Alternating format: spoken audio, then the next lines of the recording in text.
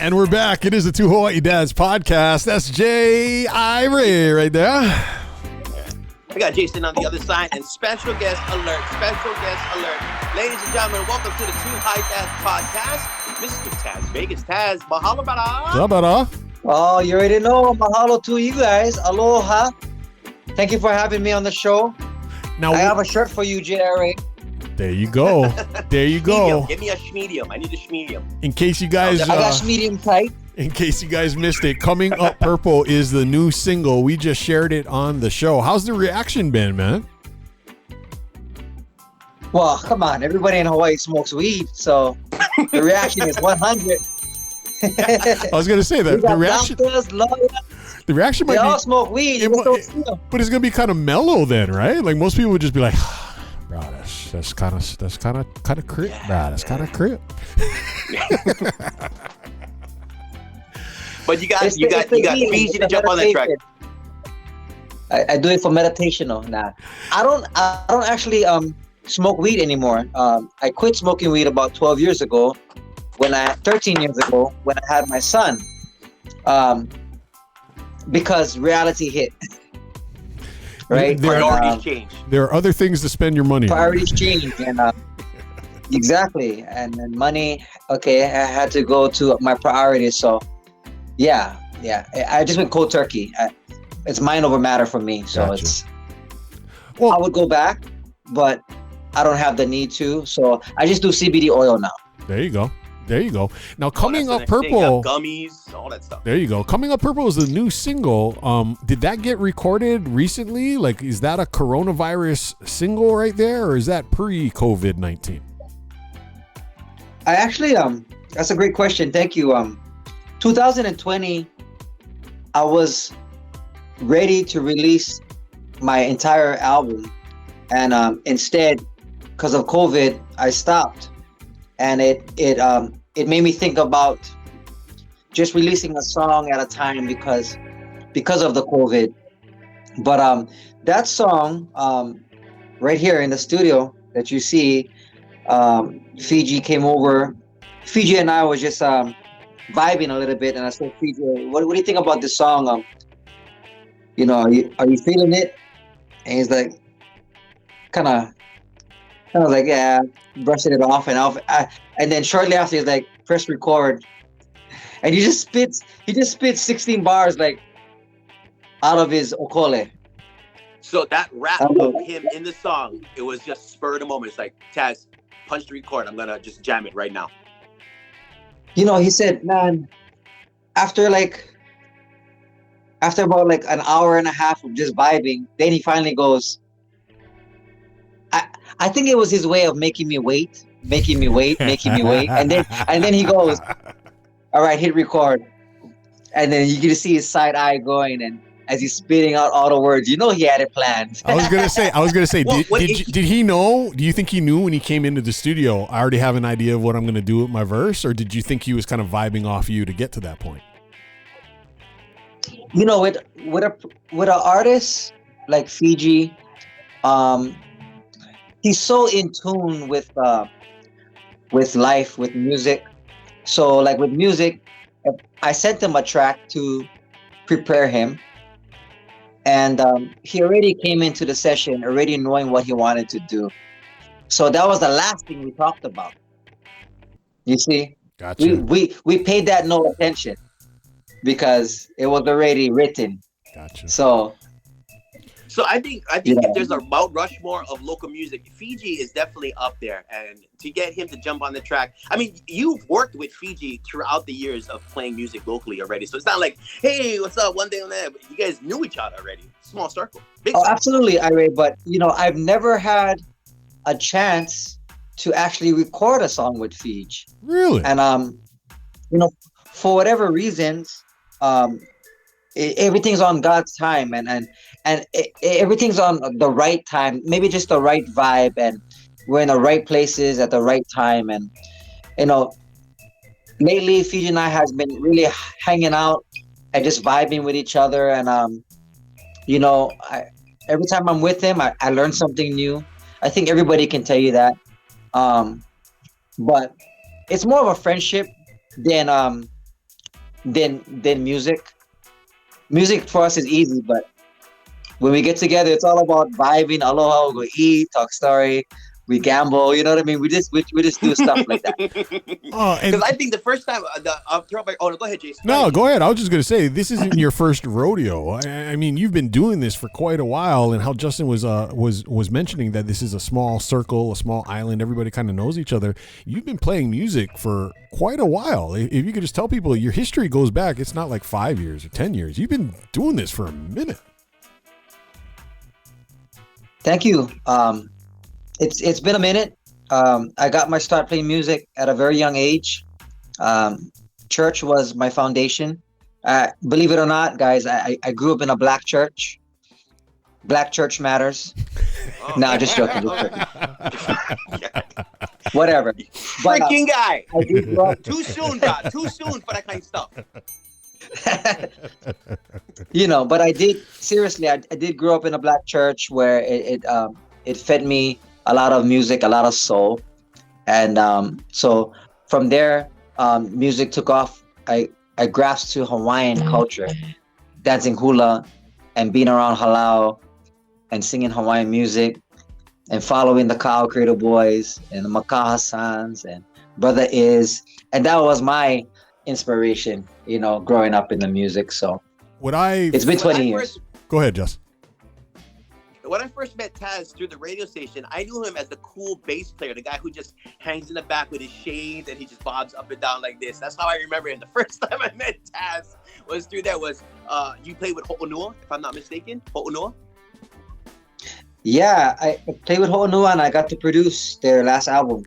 I was going to say, that's where it goes back for me. Well, let's talk about Ho'onua for a second first, Just, because that's where it goes back for me as well. Because when I was at USC in college, that was right around the Ho'onua time when Ho'onua was one of those college circuit bands. You guys would go and do all the luau's, or the band would do all the luau's. I don't know if you necessarily... You were at USC? Wow. Yeah. Yeah, so... we come to USC to perform. Yep, I remember. And he's an incredible part of this duo. I didn't go to college. I just MC gigs on the college campus. My point is... I'm with you, JR. I'm with you. I didn't go to college. My point... ended up performing my point was, guys, is that, I was in college, but I was on the college radio station, and I was playing Ho'onua music at the college radio station. So back in the mid-90s, in South Central Los Angeles, Ho'onua was getting regular rotation back in like 1997, 1998, right around there. So, again... Yeah. Correct. Christian, those are the boys. I went to high school with Christian, but that again was when I saw you with Kalailoa, when I see you now, it keeps reminding me, I've seen this guy around. He's been around forever. And that's a good thing. That's not a bad thing. No, that's Jay, just a credit to Taz. That's a great testament to Taz that he's been around. He conformed to the sound. He wasn't like, this song is out, I got to bang, or my sound is old and I've got to go. He went through it with typical Hawaiians. He moved through a lot, and now you're doing a lot more producing as well. I appreciate that, JRA. One thing for me with music that I had to realize that in order to have a longevity in music, how do you stay relevant? Absolutely. That's the question you have to ask yourself. How do you stay relevant? And when you can answer that question, you're gonna do whatever it takes to do it. Whether it's play Hawaiian music, play reggae music, become a bass player for a band, become a manager, become a radio disc jockey, become a sound man, become a touring manager, become a producer. All those things fit in relevancy for me. Speaking of relevancy, let's talk about this new. Me and Jason touched on it in the beginning of the show, but what is your thoughts on this? As we're recording, Mayor Kirk Caldwell giving a live music indoor. What the word is banned. What it is. I know. Me and you touched, before the show about it, and you have some opinions about it.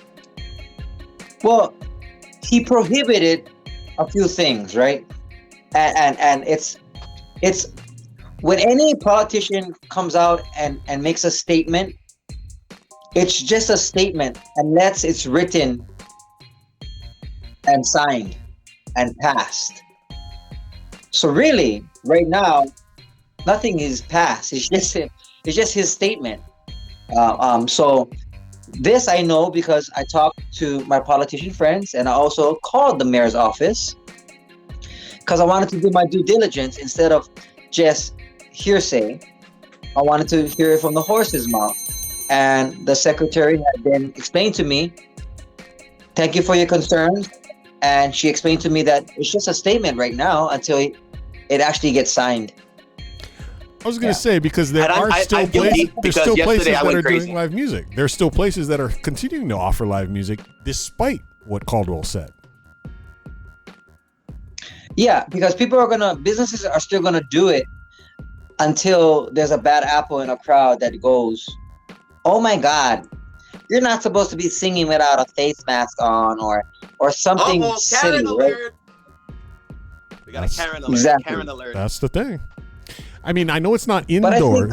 I know it's not indoors, but like Duke's is a great example. I was just at Duke's last week and saw Brother Els, and he was outside, no mask, playing music like it was just another, weekday afternoon in Hawaii. But when you turn around and you look back at the venue, you could see social distancing, masks, everybody doing their thing. So it's just weird. Yeah. Duke's is a great example. I've been performing at Duke's for 7 years now, every Mondays. I do Duke's Mondays, and I'm just now negotiating my terms again with them. Things have changed. I just got an email, and we're bussing at each other right now to see if we can work. But hopefully it works. Things have changed, guys. So we have to think, and we have to be creative. And for artists, it kind of plays into our roles because we're already creative, and so we just gotta be the doers and go do it. I really think that with the suggestion that our mayor made, he really hasn't thought it through. That's a nice way of putting it. Oh, it's an understatement. Yeah, I think he just jumped to conclusions so quickly. And then he made a statement because in today's press conference, he just went on he had all the four mayors of the county, all the mayors, you've seen it, right? And Governor Ige, and they did their press conference. And I recorded at the very last minutes of the press conference, he went on and said to the governor, and he said, Governor, I have to address this issue with you. I just want to give you a heads up that there's been concern in the music community about playing live music again, people getting back their jobs again. And he brought up the question to Governor Ige right then and there. So I recorded it and I shared it on my social media platform. Nice. So it looks like the mayor is trying to make up for what he said. Well, and that's the thing is, as much as people want to get angry, say mean things, say things that are, not the nicest out there, you got to believe that at the end of the day, most of these government officials, even though they're not doing the best job, their intent is to try and help the people. And you would hope that Caldwell is at least listening to people. And I think that's what it showed, is that he addressed it with the governor because he hears what's going on. He's not tone deaf, right? It's actually kind of interesting because I did make the phone call yesterday, and I did talk to the secretary, and those were some of the concerns I had all the suggestions I had was what he said today. So perfect. I'm sure hundreds and hundreds of people was calling in. So it was nice to see that the secretary had followed through with what she had told me, right? It actually worked. It actually worked for a change. Convey the message. Yes, she did talk to the mayor. It's a collective. It's a collective of all of us. Taz and Kirk. It's a collective. Come on, guys. It's one branch is only one branch, but when you weave three together, we come strong, bruh. We come strong. Yep. The Lahui is stronger together than just one person. So where do you see this? You told him that you're not gonna play at his governor's fundraiser. No lie. I will not play at the governor's fundraiser. Where do you see this going in the breaking news? That's breaking news. No, right it's there. not That's breaking. news. You could have said you would have known that 6 months ago if you talked to Taz. So Taz, tell me though, looking forward. Now let's get some breaking news. Why don't you look into your crystal ball? How do you see things going here in Hawaii? Because you are a working, gigging musician. Before all this went down, you were working on a regular basis, and that's the hope, is to continue to get back to work. How do you see this going for the rest of 2020? I actually like it because it's a challenge, and I love challenges. I'm not gonna lie, I was stressed out because I lost all my gigs. As you guys know, I'm a full-time musician. I work 7 days a week at all different establishments, and I've worked so hard for these relationships and to keep them, and for them to keep me working for their establishments. So it's just being creative in these times right now. I like the challenge. So when my back is against the wall, guys, I don't know about you guys, but when my back is against the wall, I fight back, and I find a way. No, my son is, and I've seen you work the mids, Taz. No lie, you're so humble. I seen you inside the garage. Hey, we're all local boys, so we all get to fight on the street at some point, at some time, There right? you go. So there you go. That attitude though. Watch out for Tegan. Bruh, that fighter's attitude though, because I kind of say it the same way. I've been telling my friends, like, you can't sink if you keep swimming, and that's all we got to keep doing right now is just keep swimming. And that's kind of like, that's the example I'm trying to set for my daughter. How are you passing this along to your kids right now during COVID-19? Is it just don't give up, keep pushing, things are going to get better? What is the lesson for your kids right now? I believe in mindset. I believe in mind over matter. I believe in God. I believe in prayer. I believe in my family. But I do not believe in weak mindset. And I do not condone the word can't in my house. Every time my wife or my kids use the word can't, I scold them a little bit. And I will want them to scold me if I use the word can't, because there's other words that we can use. There's other perspectives that we can tap into our brain. Can't is too easy. And I don't know about you guys, but I don't do easy. If it was easy, everybody would do it. Yeah, it's a good one. I like that one. Yeah. All right. So speaking of staying relevant, talk about what you've been doing on Saturday nights via the Facebook Live. And I noticed that you've been teaming up with FM100. Talk about it. Small kind plug. No, small kind No, plug. man. You know what it is the support, that the recognition. There's people out there doing their best in these trying times. For example, I lost everything, as well as everybody else that's a musician. We lost everything, but as I was stressing out, I had to stop stressing out, and I really had to pray. So I went into prayer because I needed to give this to the Lord and make sure that I stopped stressing, because it was becoming too overwhelming, if you know what I mean. Not knowing when you're gonna pay your bill, not knowing if you gotta move out of your house, and it was very stressing, guys. So honestly, I prayed and I asked Heavenly Father for a platform to allow me to express my music, build a platform to express everybody else's music, to bring everybody together, to bring in sponsorship, to see if we can create a virtual platform, because I already seen where the virtual was going even before the COVID, because I wasn't planning on touring as much. Why tour when you can use the virtual world to get your message across, right? Sure. And it's not even about the music, right? It's about the message. What about behind the music? behind the music about an artist. I think that's more interesting and appealing. So thank you for asking. We created a show. It's called the TV Music Showbox. We're live every Saturdays from 6 to 8 p.m. And our platform is just that. We give back to any musician in need. If they have a purpose, we want to back that. We have sponsorship. We will show their commercials. We will advertise them. We will work. Everybody works together. It's a win-win situation. And that's what we're doing right now. That's what the Showbox is about. It is not about me. I become the J.I. Ray now. I become the Jason where I'm hosting now. It's fun. I like your position, guys. And it's not like you're doing it from your garage. This is a full-on production. That's crazy, bro. Because after praying, in 1 week, I get a phone call from a friend of mine who has a warehouse, and he goes, Taz, do you need a place to do your live? He sends me his warehouse. The next day, we're building a stage. The next day, we're painting. The next day, there's lighting and sounding stage from my friend Eric Ho.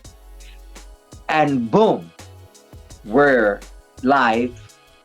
We're live. What I liked is that before I even heard about this from you, like I found it organically. I was just going through my social and I saw a link and I clicked on it one random night and I watched it for a few minutes. And what really struck me is that it didn't feel like it was being produced.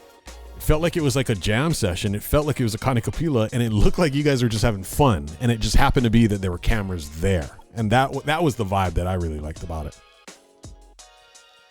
You know, that's the vibe that we're going for. It's very organic. It's very organic as well as produced. I'm not gonna lie, we're gonna have structure where we're gonna bring in our sponsorships, but that's pretty much the only part that's produced. Other than that, we want the music and the artist to flow, whatever vibe they have, right? And we want to get behind the music. So I'll do a little bit of clips about this artist and what they're about. For example, this week, we're gonna go live with Darren Benitez, a legend, Smokey Boy, legend. Yes, sir. And Rich Gideon, who is amazing artist, and he just lost his mama.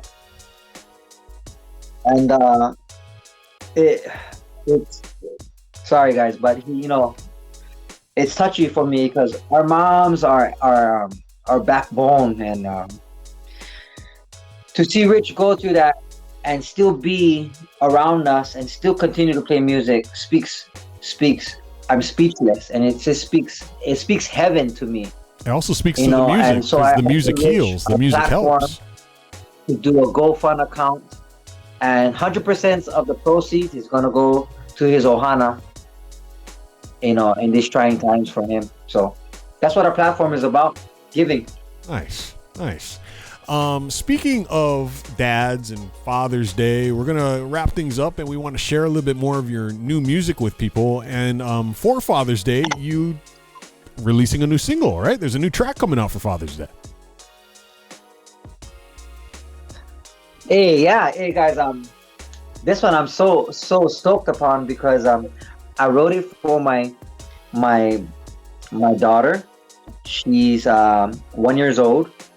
And the one that likes French toast in the morning? Yes. Cooking with Taz in the morning. Man, I love cooking. I love cooking. And this song, it's called Treasure's Lullaby. I won't ramble on. It's called Treasure's Lullaby. It's a beautiful lullaby. I wrote it for my daughter. She was sick one day, and for like 3 days, she wasn't smiling. Her name is Treasure. And she wasn't smiling. And if you know my daughter, she wakes up smiling. She wakes up with this positive energy. And for 3 days, she suffered. She suffered because she had the flu, coronavirus, whatever you guys want to call it. She had it. And you know what? She broke it on the third day. And when she broke it, she smiled again. And dude, I went into song. At that moment, I went into song. And I wrote a song called Treasure's Lullaby. Hope you guys enjoy it. That's an amazing story. Taz Vegas, ladies and gentlemen, right here on the Two Hawaii Dads podcast. We will also be very remiss if we don't mention to people, if they want to follow you online, if they want to find you on social media, if they want to buy the tracks, if they want to listen to the music, how do people find Taz Vegas these days? Social media is life right now. Facebook is killing the game. Instagram is killing the game. And we're so thankful for these social platforms. I know it can get a little bit of drama, but you know what? I use these platforms for positive influences. And I look at it in that perspective. I mean, you go into Facebook and you don't even need TV, right? You can find out what's going on in the news. You can find you can buy, you can sell, you can shop on Facebook. You can do everything online. You can come watch the TV Music Showbox, your new virtual live entertainment hub.